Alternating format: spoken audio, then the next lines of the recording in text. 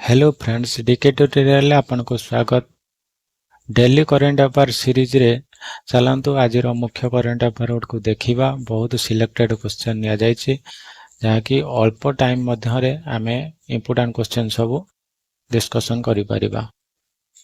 Question number 1, who has been appointed as DG of NSG. NSG national security guard यह भारत रे एक अर्ध सामरिक बल। यह मुख्यतः आतंकवादी सहित डील करथांती। एमानको आमे ब्लैक कमांड भाव में जानी। वर्तमान पाई डायरेक्टर जनरल ऑफ एनएसजी किए नियुक्ति ना आईपीएस अधिकारी दलजीत सिंह चौधरी को डीजी ऑफ एनएसजी रूप में नियोजित करा जायछि। DG of NSG Daljit Singh Chaudhary. Question number 2, who is the winner of 4th Khelo University Games 2023? ना 4th Khelo University Games 2023 recently Assam रो गुवाहाटी थारे अनुष्ठित होयछि। एथिरे चंडीगढ़ यूनिवर्सिटी टोटल 71 मेडल जीति प्रथम स्थान हासिल करछि। चंडीगढ़ यूनिवर्सिटी रे गोल्ड पाइजंती 32, सिल्वर 18 एंड ब्रोंज 21, टोटल ऊपर 71 मेडल। ए जो 4th खेलो यूनिवर्सिटी गेम्स हैला तार मास्कट कोन माने रखिया ना अष्टलक्ष्मी हेतिला। मास्कट कोन थिला? शुभंकर अष्टलक्ष्मी। अनु यार आंसर टी हे जो कहते ना चंडीगढ़ यूनिवर्सिटी प्रथम स्थान रखिछि। Question number 3, who has been appointed as head of the parliamentary security? Parliamentary security रो हेड का को नियुक्ति करा जायछि। पार्लियामेंटारी सिक्योरिटी रो हेड का को नियुक्ति करना अनुराग अग्रवाल। अनुराग अग्रवाल को पार्लियामेंटारी सिक्योरिटी रो हेड भाव में नियुक्ति करा जायछि। Question number 4, which country has declared a health emergency for outbreak of dengue?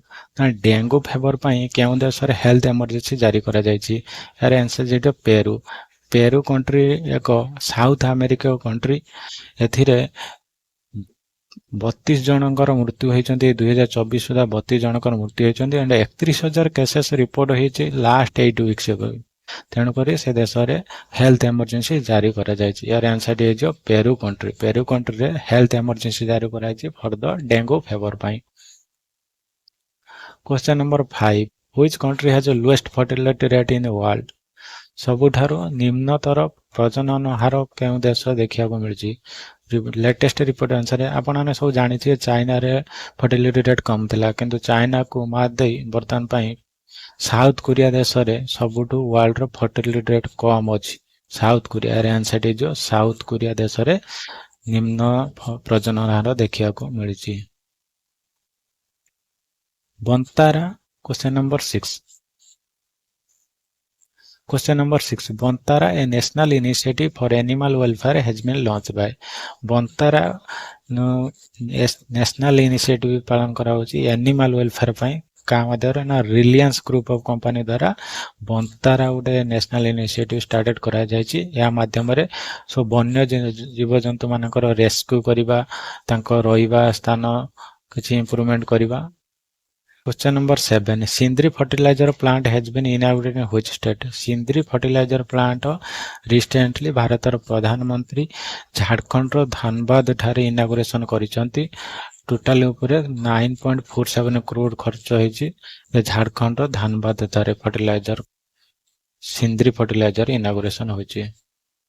Question number 8, when is world sea grass day observe? World sea grass day observe के पालन करा जाय ना 1 मार्च को वर्ल्ड सी ग्रास डे पालन करा जाउछि। तार theme थिला ई वर्ष कोन ना healthy grass healthy planet. Healthy grasses healthy planet. What is the number of leopards in India according to Leopard report 2024? वर्तमान पाई Leopard report 2024 आसी आइछि। एथिरे देखिया को मिली जे पूरा भारत रे लियोपार्ड को संख्या केते ना 13,864 लियोपार्ड देखिया मिलछि। सबुठारो अधिक मध्य प्रदेश रे देखिया मिलछि जा कि 3,907 लियोपार्ड देखिया मिलछि। यार आंसर टिके दो ना 13,864।